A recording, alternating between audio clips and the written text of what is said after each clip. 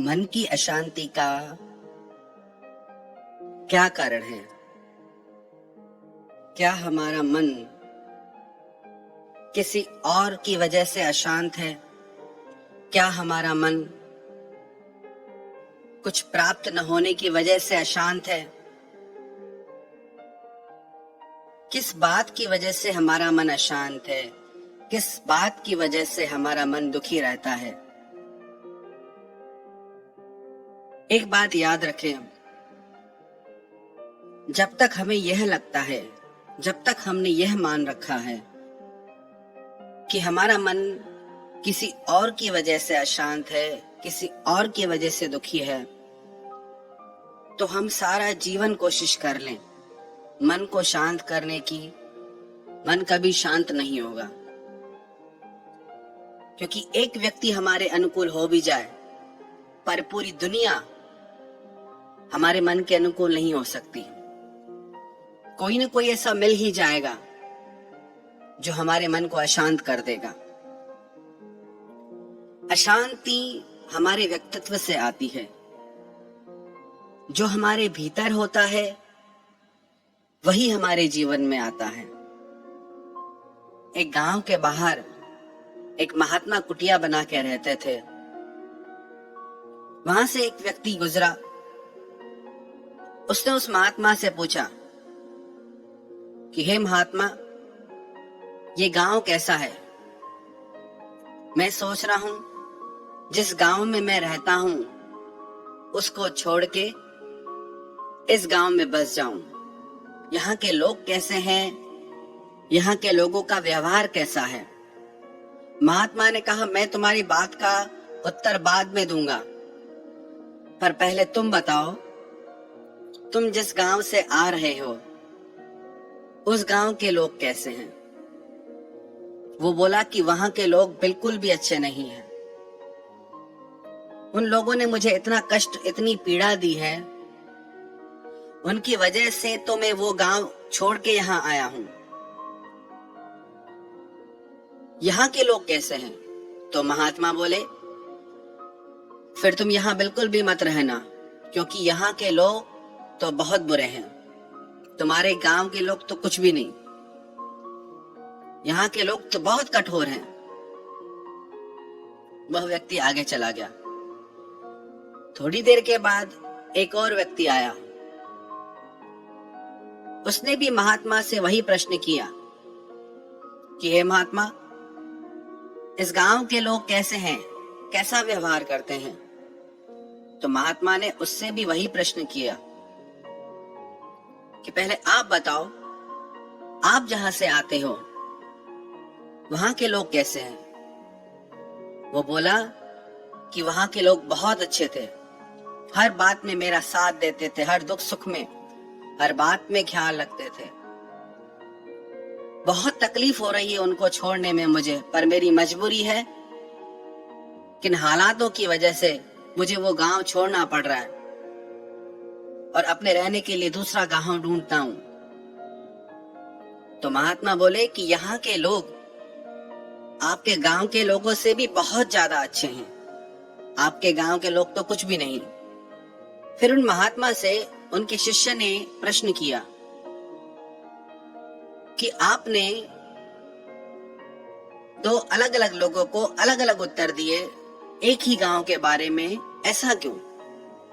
तो महात्मा बोले कि अच्छाई या बुराई लोगों में नहीं, अच्छाई या बुराई देखने वाले की नजर में है। जिस इंसान को सब लोग बुरे लगते हैं, चाहे वो कहीं भी चला जाए, कितनी जगह बदल ले, पर अपना वही मन हर जगह साथ लेके जाएगा। जिस इंसान को हर जगह अच्छाई दिखती है, चाहे वो किसी भी जगह जाए, किसी भी परिस्थिति में जाए, उसको सब अच्छा ही लगेगा। एक इस तरीके के लोग होते हैं जो हर बात में शिकायत करते हैं, और एक इस तरीके के लोग होते हैं जो हर बात में भगवान को धन्यवाद देते हैं। महाभारत की एक कथा है। भगवान कृष्ण ने दुर्योधन से कहा कि जाओ पूरे शहर में जाओ, कोई अच्छा व्यक्ति ढूंढ के लाओ जिसमें कोई भी दुर्गुण नहीं हो, कोई भी बुराई नहीं हो, पूरी तरह से अच्छाई भरी हुई हो जिसमें। और युधिष्ठिर से कहा जाओ शहर में घूम के आओ और कोई बुरा व्यक्ति ढूंढ के लाओ जिसमें कोई भी अच्छाई नहीं हो। 2-4 दिन दुर्योधन भी घूमता रहा, युधिष्ठिर भी घूमता रहा। दोनों वापस लौटकर कृष्ण के पास आए, दोनों खाली हाथ। भगवान ने दुर्योधन से पूछा कि क्यों दुर्योधन, पूरे शहर में तुम्हें कोई अच्छा व्यक्ति नहीं मिला? दुर्योधन बोला क्या बताऊं मैं आपको, अच्छाई तो अभी रह ही नहीं गई है। हर जगह बुरे लोग बैठे हैं, पवित्र स्थानों में भी मुझे पाखंडी लोग ही नजर आते हैं। हर जगह ठगी और झूठ का व्यापार है,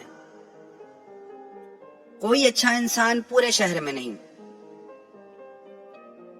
फिर युधिष्ठिर से भगवान ने पूछा कि क्यों युधिष्ठिर, तुम्हें पूरे शहर में कोई बुरा व्यक्ति नहीं मिला? बोला भगवान मैं जहां गया हर जगह लोग दान पुण्य कर रहे हैं, भगवत चर्चा कर रहे हैं, शास्त्रों का पाठ कर रहे हैं, जप चल रहा है, साधु महात्मा योग कर रहे हैं, ध्यान कर रहे हैं। कहीं कोई व्यक्ति ही नहीं दिखा जो पाप में लगा हो, अधर्म में लगा हो।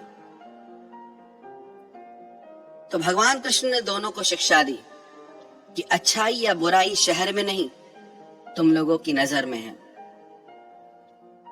दुर्योधन ने अपने अंदर इतनी बुराई भर रखी है कि उसे बाहर कहीं कुछ अच्छा नहीं लगता, और युधिष्ठिर हृदय से इतना पवित्र है, इतना अच्छा है कि उसे बाहर कुछ भी बुरा नहीं लगता। अगर हमें लगता है कि बाहर कोई बुरा है, बाहर कोई अशांति का कारण है, तो एक बार शांति में बैठकर चिंतन करें और पता करें कि वो अशांति कहां से आ रही है। अशांति हमारे ही मन से प्रकट होती है। हम किस व्यक्ति के व्यवहार को कैसे लेते हैं। किसी व्यक्ति ने हमें गाली दी, किसी दुश्मन ने गाली दी, उसका हृदय पे असर अलग पड़ता है। किसी मित्र ने गाली दी, उसका हृदय पे असर अलग पड़ता है। अकेले में दी उसका असर अलग पड़ता है, सबके सामने दी उसका असर अलग पड़ता है। पीड़ा गाली में नहीं, कैसे दी गई, किसने दी, हमने कैसे ली, हम डिसाइड करने वाले हैं कि गाली किसने दी, कब दी, कैसे दी। तो आखिर में गाली लेने वाले हम, उसमें से अर्थ निकालने वाले हम, उससे मन को अशांत करने वाले हम। हमें तब तक कोई अपमानित नहीं कर सकता जब तक हम खुद को अपमानित अनुभव न करें। हमारे मन की अशांति का कारण हमारे स्वयं के विचार हैं, स्वयं की इच्छाएं हैं। सबसे बड़ा जो अशांति का कारण हमारे मन में है वो तब होता है जब हमारी इच्छाएं पूरी नहीं होती, जब हमारी इच्छाओं के बीच में, कामनाओं के बीच में लोग और परिस्थितियां रुकावट बन जाती है। तब हमारा मन अशांत हो जाता है, दुखी हो जाता है। अगर हम अपने मन को हर परिस्थिति में कुछ अच्छा देखने की आदत डाल दें, हर चीज में कुछ अच्छा नजर आने लग जाए, तो हमारे मन की सारी अशांति दूर हो जाए। अगर हम मन को शांत करना चाहते हैं तो छोड़ दें अशांति को, हम ही ने पकड़ा है और छोड़ना भी हमें ही पड़ेगा। एक महात्मा के घर रात के समय एक चोर चोरी करने आया। जैसे ही चोर भीतर घुसा, महात्मा की नींद खुल गई। महात्मा ने उस चोर को देखा। महात्मा को देख चोर भागने लगा तो महात्मा ने कहा, रुको, कहां जाते हो, कौन हो तुम? बोला, आपसे क्या छुपाना, मैं चोर हूं, चोरी करने आया हूं। वो महात्मा बोले कि स्वागत है तुम्हारा, पर मैं क्या करूं? तुम इतनी रात में, इतनी बारिश में अपनी नींद छोड़कर, ऐसी कौन सी मजबूरी है जो तुम यहाँ पे चोरी करने आए हो और मेरे पास तुम्हें देने के लिए कुछ ज्यादा है भी नहीं। महात्मा के पास 5-10 रुपए थे। उन्होंने कहा बस यही है मेरे पास, ये तुम ले जाओ। महात्मा ने वो रुपए उसे दे दिए। जब वो चोर जाने लगा तो महात्मा ने कहा रुको, धन्यवाद तो देते जाओ। वो चोर भी सोचने लगा कि कैसा अजीब महात्मा है। उसने धन्यवाद दिया और चला गया। कुछ दिन के बाद वो चोर पकड़ा गया। न्यायपालिका में उसको लेके आए। प्रमाणित हो चुका था कि उसने बहुत चोरियां की हैं। महात्मा के घर भी उसने चोरी की है। उस महात्मा की बात को सब मानते थे। अगर वो महात्मा कह दे कि इस चोर ने उस महात्मा के घर चोरी की है, तो इस चोर को निश्चित सजा मिलेगी। महात्मा को बुलाया गया गवाही देने के लिए कि क्या आप इस व्यक्ति को जानते हैं? महात्मा बोले हाँ मैं जानता हूं, ये मेरे मित्र हैं। उनसे पूछा गया कि क्या इस व्यक्ति ने आपके घर चोरी की? महात्मा बोले नहीं, इसने मेरे घर चोरी नहीं की। एक बार इसको कुछ रुपयों की जरूरत थी, ये मेरे पास आया, मैंने इसको रुपए दिए, इसने मुझे धन्यवाद दिया, बस बात वहीं पूरी हो गई। चोरी का तो कोई सवाल ही नहीं। महात्मा की गवाही पर उसे छोड़ दिया गया। वो चोर महात्मा के चरणों में गिर के रोने लगा और माफी मांगने लगा और कहने लगा कि आपने मुझे क्यों बचाया? महात्मा बोले कि मुझे अब कोई चोर ही नजर नहीं आता। जिस दिन मेरे भीतर का चोर मर गया, तब से मुझे कोई चोर नहीं लगता, मुझे सब अच्छे लगते हैं। जब तक हमारे भीतर दुख का बीज है, अशांति का बीज है, पीड़ा का बीज है, तब तक बाहर लोग कैसे भी बदल जाए, चीजें कैसे भी बदल जाए, हम सुखी नहीं हो पाएंगे। और हम बाहर कितनी भी कोशिश कर लें, लोगों को, चीजों को नहीं बदल सकते। सारी दुनिया मिलके भी एक व्यक्ति को नहीं बदल सकती। पर यदि हम स्वयं को बदलें तो हमारा पूरा जीवन बदल जाएगा। अगर जीवन को हम धन्यवाद के भाव से भर दें, सारी शिकायतें मिटा दें, तो जीवन में आनंद की लहर दौड़ पड़ेगी। जीवन की हर कठिन से कठिन परिस्थिति में भी हम कुछ अच्छा देखने की समझ प्राप्त कर लें, तो कोई जीवन का ऐसा क्षण नहीं बचेगा जिसमें दुख हमारे जीवन में शेष रह जाए। तो हमारे जीवन को, हमारे मन को यदि हम शांत बनाना चाहते हैं, आनंद पूर्ण बनाना चाहते हैं, तो हमें शुरुआत स्वयं से ही करनी होगी। हमारी यात्रा स्वयं से ही होगी।